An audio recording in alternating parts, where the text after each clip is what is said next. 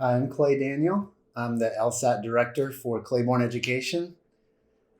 Talking about logic games, students often feel like, how in the world do I master the timing of this section? It's a complicated question, but I want to give you a couple of principles. You could think, well, I never have enough time to get to that last, most difficult game, right? Which is not always the last game because they don't necessarily go in order of difficulty, but I can recognize the most complicated game and I never seem to have time to get to it. You could take the approach that I'm going to study all of the most obscure kinds of games and make sure that I'm ready for anything that can throw at me. There's virtue in that, but here's the problem.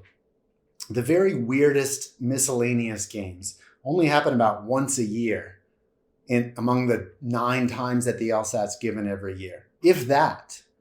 The typical LSAT section doesn't have a super weird kind of challenging game.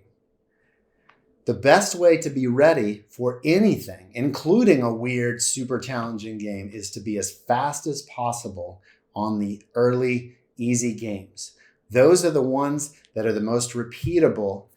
And if you can master those, do them so many times that you understand the principles of the game, it's going to be quick to adapt what you know and to apply it to that first or second game typically that is meant to be the most straightforward. Now, let me give you a very specific example.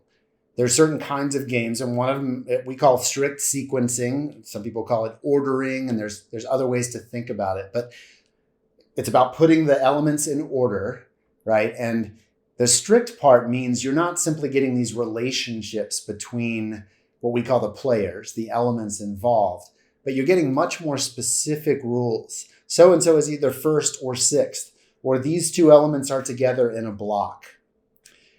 That is such a repeatable kind of game that you can often crank out in advance many of the game boards, the possibilities that are going to happen on the questions. You can get to a point where that kind of game takes you maybe 5 minutes, 5 or 6. You want to be able to identify what are the games I can latch on to right away. A very straightforward grouping game with distribution, similar ideas, but especially the strict sequencing, 5 or 6 spaces. And I've got ways to really narrow down the action before I can even go to the question. It can be grueling. It can even sometimes feel like maybe a little bit tedious to do the same game over and over again, coming back to it every week or every couple of weeks. But what you need to do is really isolate the kinds of games and become a master of one, then a master of the next. Otherwise, it's always going to feel like you're kind of scattershot. I've seen everything, but I just tried another 35-minute section and it took me 43 minutes. I can't seem to get to that place.